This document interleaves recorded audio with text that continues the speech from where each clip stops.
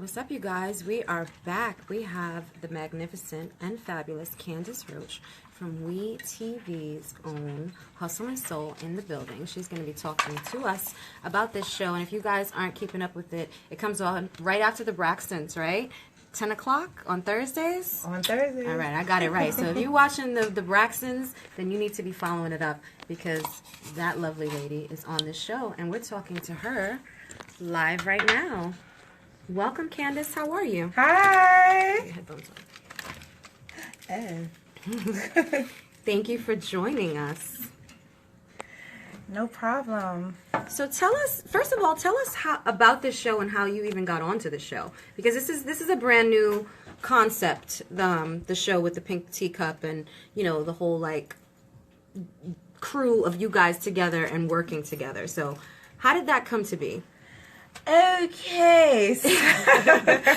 Oh boy. So you want the real story? No, or we gotta have the real, only the real and the exclusive in this building. That's what we do. Okay, so I used to work for like a huge bar establishment called La Marina on Dykeman, and it was like a summer thing. Go Brooklyn. Shout out to Brooklyn. So, but you know I'm from Queens, right? Okay. But shout out to Brooklyn.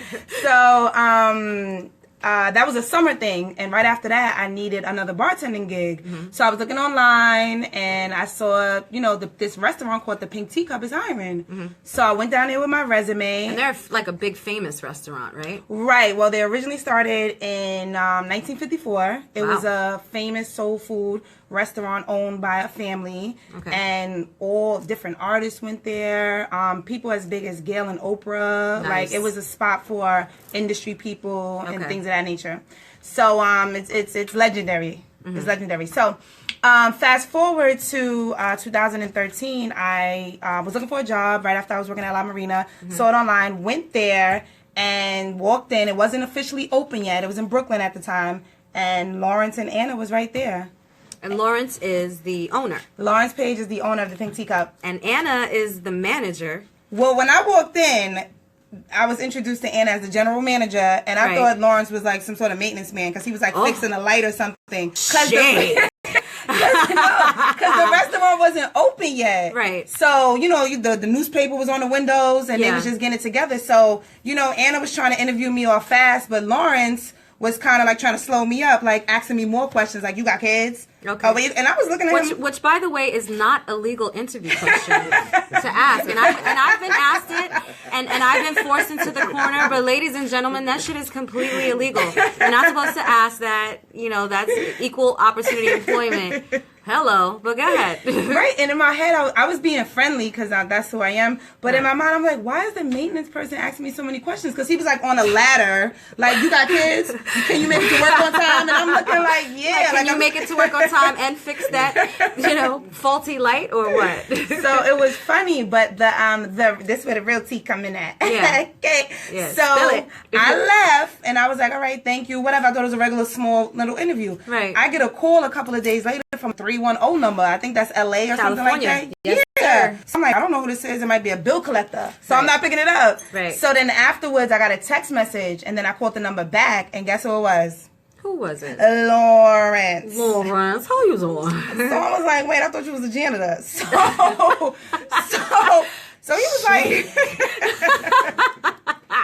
He was like, no, like, I own that restaurant. So I was like, oh, I had no idea, like, slow moment. Right. So he said, listen, Anna's the GM, as you met her, and she really doesn't want to hire you. She's also his baby mama. But I didn't know that yet. But in case you guys don't know that and you haven't been watching the show, she's baby mama number one. She's baby mama number one, but I didn't know that at the time. So he's like, I want you though. What's up, Key? What's up, so keep going. So I'm gonna convince her to give you a call to hire you, and that's how I got hired. He made her think that she did it, but it was really him. He called me behind the scenes. But how did it turn to a reality show versus like a regular job? Okay, so I was working there for him, real life. Right. Crazy stuff was happening in real life. Right. I quit in real life. Right. And then all these things happen in real life. In case you guys are missing that, it was in real life. And me and him got into a fight in real life. Okay. Like an argument, and I threw some sugar at him. Right. Anyway, so I got a call. And he was like, Candace, I want to talk to you about something. And he brought the reality show up to me. And my first response was, oh, hell no. Right. And then afterwards, I said, listen, I was living in Virginia at the time. I said, if I could come back and work there because I need money, then we could do it. It took me a week to make the decision. Okay. So fast forward, I moved back to New York from Virginia, went there, started working there. Right. And just so everybody can know, shows don't happen quickly. No. So 2014, I'm like, oh, we doing a reality show? All right, cool. Right, and so, it's 2017. Right. Yes. So all that pre-production and post-production and taping. It takes a minute, you guys. It's not no overnight sensation. It's not. So I went back to work for them, or him rather. I went back to work for Lawrence, and then as I was working for him, the reality show was taking place, and it took actually 3 years to actually formulate and get greenlit, which means get onto a production company, a network company. Okay, so let's fast forward. So now you're on the reality show. You're doing what you do. You're the bartender, right? Tell me about your relationship with Anna and with Thandi. Tell me about all of that. Alright, so Anna, which is the baby mom's, which is his baby mother that I had to find out that I didn't know at first. She can't stand me for whatever her reasons are. I don't know why. Probably because you're beautiful and fabulous, but whatever. That happens in life. Go ahead. She really has an issue with me, like for real. So she's trying to portray me as some like low bottom level chick, when she knows how I give it up. She knows I finished school. She knows, she knows all about me. So yeah, I mean, you've been doing your thing. You're a professional woman. This is no, and in all actuality, bartending and doing all of that is kind of like a step back for you. It's actually a side hustle. Right. What people don't know is a lot of professionals, they need an extra... Get that extra coin. Right, extra $5-6 grand a month, depending on where you work at. $3 to $6 grand a month to be realistic, depending on where you bartend at. Right. On top of their other income. So bartending, a lot of professionals, believe it or not, bartend part-time. Oh, I know. I've been looking at it myself, girl. Now, me and Lawrence have always been tight, meaning like we would stay after the restaurant closed and talk for 3 hours. How tight? Real tight, but not that tight. Oh, not that tight. But cool tight. Right. And Anna would be right there. So I think she doesn't like the fact that we can mentally and intellectually connect. Okay. She really doesn't like that. So she's trying to downplay who I really am. Right. You know what I mean? So... Well, I mean, I feel like, unfortunately, especially with reality TV and with a focus on our black women in particular, I just feel like a bunch of networks, even the way that the editing is done, is really just to portray our young black women as just ratchet and everywhere. And if you don't know people personally, for instance, Mama Kim from Love and Hip Hop, if you look at her character on the show, you would think she's someone completely different. But I know her personally, and when I met her, her energy is so strong and her vibrations are so high. She's really a great, positive person. She's not who you would think she is attacking the table, but when people constantly push your buttons, it can take you somewhere else. So why don't you tell us about that? Right? Okay, yeah, I like her. Yeah, exactly. And she's cool as hell. So why don't you tell us about that? Why don't you tell us, like, the journey of reality TV? Because obviously you've been encountering a lot of drama since you've been there with these two ladies. But, like, how has that journey affected you personally through what you do between your personal life, your career? Do you feel like it's been balanced? Do you feel like you've kind of been thrown to the wolves? Or, like, what? Yeah, if you're not prepared, it is like you're thrown to the wolves. Right. And it's an unscripted reality show. Right. So what you see is what you see. What you see is what you get. There's no scripts. There's nobody saying, say this, say that, do this, do that. At least for me, they didn't tell me to do or say anything. What you see on Hustle and Soul, WeTV at 10 p.m. right after the Braxtons. That's right. Thursday nights. Thursday nights. Eastern Standard Time. What you see, that is what you get from me. I'm being completely who I am and who I was at that particular time in my life. So it's crazy. So you're actually showing reality. I'm which showing we don't reality. often get to see on reality shows. Right. I'm completely bare. Like I didn't know. I'm bare. Every emotion was a real emotion, was a real reaction, and I have true connection to these people, to Lawrence Page, to Anna, to Thandi, because I work with them at the Pink Teacup. We work there together. So you already have those relationships that are being fostered. Right. Do you feel like you said you were kind of like naked, right? Like vulnerable to the whole process. Right. Do you feel like there's any regret in that? Like that you were so green that you didn't really know what to expect? Do you wish that you had been more mentally prepared for the process? Or are you glad? Do you feel like that's kind of made you stronger and made you come back to be bigger and have a bigger amount of wisdom and advancement in this industry? I can say this to give you a selfless response. Yeah. If me being Bear could really touch somebody, just somebody, because it was different things in there. Like I shared that, me and Lawrence, we had a private conversation, and I shared like, the pink teacup I used to eat there, and you didn't even know, but I was living in the shelter. Right. And he never knew that. Right. So that was a moment for all of us. That was a moment for my parents. They never knew that. That was a moment for my good friends that love me. You know what I'm saying? So if it can help somebody to understand that vulnerability isn't weakness, sometimes it's a strength and you can get over it, then I would say I wouldn't take anything back if it can help somebody. And I have a funny feeling. And I'm certain that it will. Right. In so many different ways. Right. You never know who you can touch just through showing your true self. Right. Right. So why don't we go back a little bit? So just we could skate over the drama just a little, because I'm not a drama queen, so I don't thrive on that. But I know you guys love it, and it's good for the ratings. But you've had a couple of scraps, right? We've had a couple of incidents with you and this girl Thandy. Why don't you tell us about that and where this is kind of coming from? Okay, so episode 1, which whoever didn't see it could find it on WeTV on demand, Hustle and Soul. It's called A Girl Just Wants Some Chicken. Right. So episode 1, I went to the kitchen to get some chicken like I always do. Right. Because Lawrence lets me, I worked a double shift. And we're black, so we go in the kitchen and get chicken. I mean, there's no judgment here. Where's the hot sauce? Where's the hot sauce? So that's what we do. Thandy's the floor manager, and she's not used to being an authoritative position. Right. On top of that, she has different insecurities. So instead of her being a nice, cool person, she tries to like dominate. Because, she's, whatever. Yeah, that Napoleon complex. Right. Bring others down to make yourself feel better. Right. So I'm just cool. Like, I'm not, So anyway, she tried to get on me. She tried to get on me for eating a piece of chicken. And that small incident, she brought it up in front of customers. Why are you eating chicken? Right. And it turned into a huge, big argument, which led me to be hurt because she said, you can't eat. You have to pay for the food. And me, Anna, and Lawrence, we run this place and we're against you. So I got upset, and in that scene, I walked out, and I had the register's money on me because Lawrence's register doesn't work. Okay. So we have to keep the money on it. So I had the money on me, and I walked out of the restaurant arguing with her, not thinking, with the money on me. Right. So it turned into, not only did you steal chicken, supposedly, now you stole money. Now you a thief. Right. So that was the first episode. Okay. And that was so that led into, Thandy...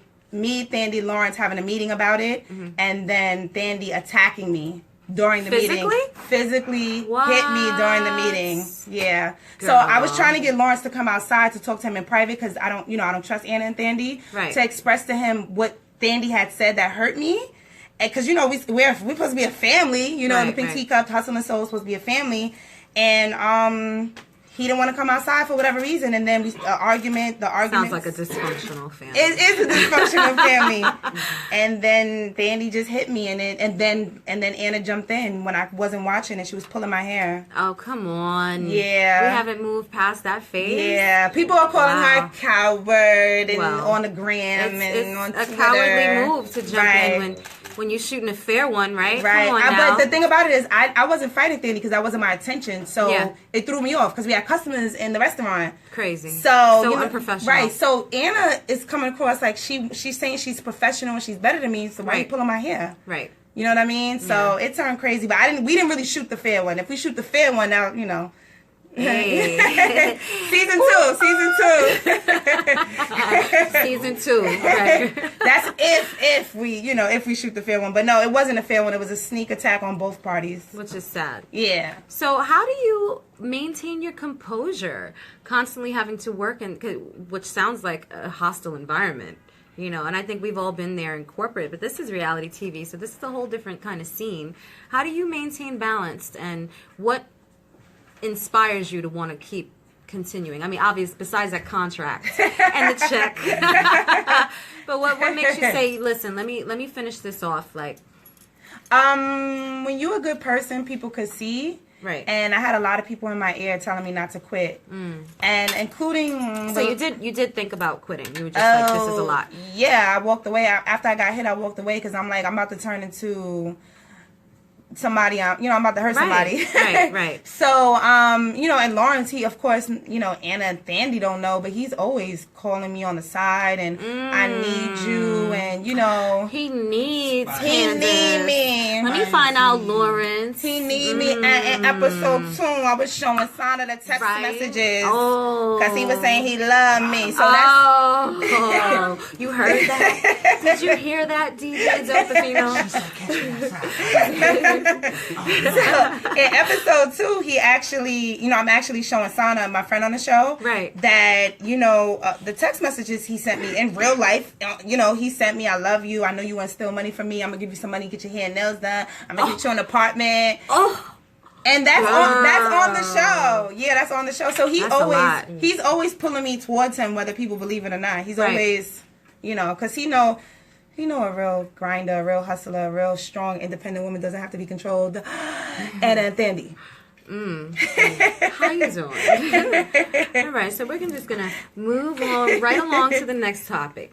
So tell me what's next for Candace, separate from Hustle and Soul, separate from the restaurant. Like, what are your aspirations? What do you want to get out of this whole experience and opportunity and hope to bring to the people that are watching you? Because I know you have a lot of fans, and you've only been on the show a short while. You're on what, episode 3? Episode 4 is tomorrow. Episode 4 airs tomorrow. WeTV, Braxton's, right after the Braxton's, 10 p.m. Eastern Standard Time. So make sure you guys check that out on WeTV, on your local network. You can find it anywhere. But what's next for you? Like, what are your big aspirations? Well, believe it or not, when I was younger, my mom started me off in acting, and I work with big people that are big now that I didn't even realize were big.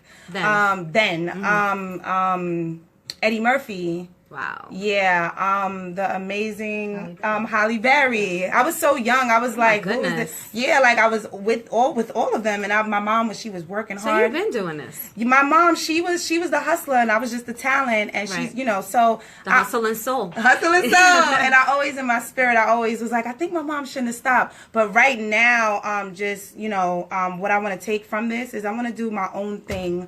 As far as in the bartending industry, I want to do a different spin, and kind of bring a creative experience to the nightlife.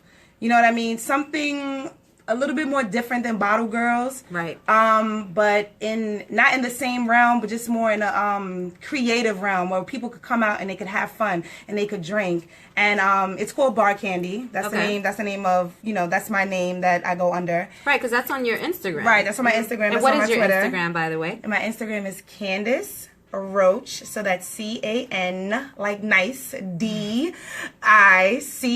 Roach ROACH. Like cockroach. Y'all know how to spell roach. Like cockroach.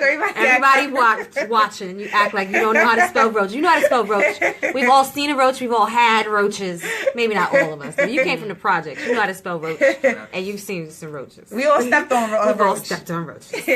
And Bar Candy is right underneath it, so you can't miss me. BARCANDI. Right. On Twitter, Bar Candy _ BARCANDI. So we're just going to bring the whole Bar Candy experience. It's going to be me, it's going to be my girls, and we're going to travel, and we're going to bring a real fun, creative experience to the nightlife. And get is it this poppin'. almost similar to what, is it Trina from the Broxtons is doing? She was doing some like bar kind of situation, right? I know she has a restaurant, but we trying to bring an experience. When you go home, I want you to feel like you probably came from the circus, but more sexy or more classy, more like... Through like events. So basically, like, you guys would be handling all of the bartending through the events, but there would be like all these different extracurricular activities and like shows and things to see, kind of? It's going to be signature drinks. Okay. It's going to be creativity. I don't know. Fire may come out of our mouth. I don't know. You know what I mean? All the girls may have fire. Like, you know what I'm saying? Just something creative, but it's going to be, just different events that we're going to take it on the road and, do. Okay. Just something different that's my creativity. I love it. As far as bartending is concerned, but I have a whole bunch of different things. I'll come back and share that with you, later on. Definitely. You definitely have to come back because Yes. you're so fun. And I know by the time the show wraps up, we're going to want to talk about what's happening after the show and like really the whole experience when you're no longer kind of under, you know, the devil's wing when it comes to WeTV and what you can say and what can be released, because I know there's so much that you definitely want to say. But let me ask you a key question. Mm-hmm. As a young woman that's been through a lot of different personal circumstances, what would you say to young ladies that are watching right now that are like, wow, you know, because I think people see things like, wow, she's a reality star, she's this, she's that, I want to do that, and they think it's just like, boom, I get discovered. Or what would you say to inspire these young women to get to the next level of where they're looking to be? I would definitely say understand resilience. Like, understand it. Like, when you feel like, you know, everybody's laughing at you, or you feel like you can't go any further, or you feel like, you know, bad about yourself, or you feel like you're not pretty enough. Right. Whatever the case may be, just understand resilience and understand you don't have to open up your legs to get anywhere. Amen. You know what I'm saying? Like, a lot of girls think they have to do that. And many do it just to do it, especially in this industry. But we ain't gonna say no names. You really don't have to open up your legs because I'm on a major network on WeTV, which is huge. Yes. Coming on right after the Braxtons, like that's huge. And I haven't opened up my legs not one time. Right. You know what I mean? You know, and that may be another reason why people are hating on me. That's you know, true. on the show. Yeah. But it's a thing where you just be a good person. Yes. And listen to your inner desires, the desires that you're not speaking about when nobody's listening at night. I love that. Because I had an inner desire to, you know, to continue what my mom was doing. But I didn't really boast about it, but it was there. I was getting up, going to work, but it was there. Like, I wonder what would have happened if my mom didn't stop. I was with Eddie Murphy. I was on Parent Magazine. I was, you know, doing these commercials. Well, I think you can't really run away from your destiny either. So when it's meant to be, it's going to come and it's going to find you another way. But we're about to wrap up. So do you have any last minute shout outs or anybody you want to show any love to or anything you want to talk about real quick? Yes, last few seconds. Yes, I do. Kiana the Goddess. I definitely want to give a shout out to my stylist. Her name is Freya Soul. We are actually flying out mid-April to do an amazing event for a great stylist called Intermix. He actually, I wore his dress from the premiere. Yeah, and we're doing an event for underprivileged women. It's called Dress for Success. Oh yeah, right. A great organization. Right. We're gonna. He's sponsoring it, and I'm gonna be the host. So the dress that I wore for my premiere, amazing. that you can. That was Intermix. That was Intermix. Yes. The dress was amazing. Freya stylist. She's amazing. She flew in from Minnesota tons of times. So I definitely want to give a shout out to them and, you know, all the women that are going to be there. Dress for Success in Chicago, April 19th. Amazing. Intermix. Thank you so much. We appreciate having you. Thank you. You're welcome. That was good. Thank you. All right, you guys. So you heard that. Tomorrow is episode number 4. That's going to be airing on WeTV at 10 p.m. Eastern, right after the Braxton. So you definitely can't miss it. I know you guys love the Braxton family values. So you're going to want to stay tuned at 10 p.m. to make sure you can follow up and see what's going on with Candace. Follow up with all of that drama. And besides the drama, get to know this young woman because she's really phenomenal. Thank you for watching. We appreciate you. Make sure you share. Love you, love you.